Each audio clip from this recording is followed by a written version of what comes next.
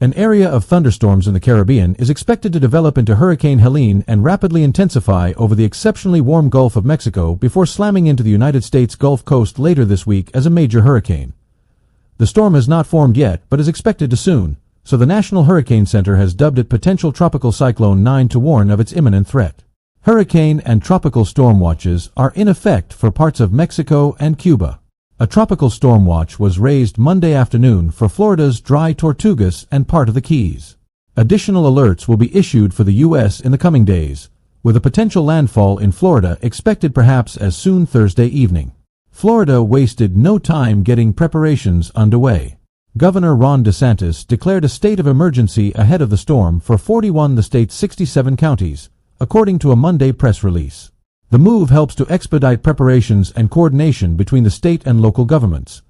Potential Tropical Cyclone 9 is a disorganized mass of showers and thunderstorms churning in the far western Caribbean Sea.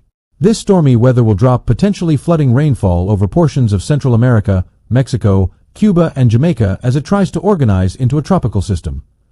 While its exact track and strength could change, Helene will track north over the extremely warm waters into the Gulf of Mexico, which will likely supercharge it on its collision course with the U.S. Gulf Coast.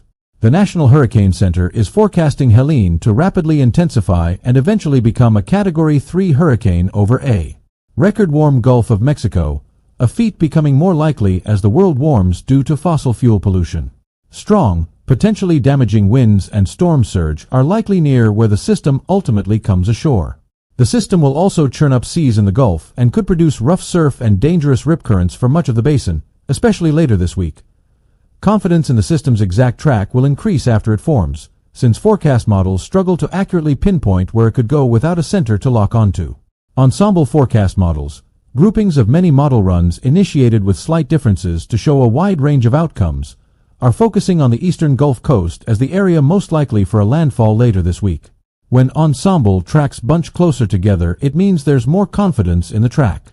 There's a closer grouping with this storm along the eastern Gulf Coast, but given it hasn't formed yet, it's not a guarantee.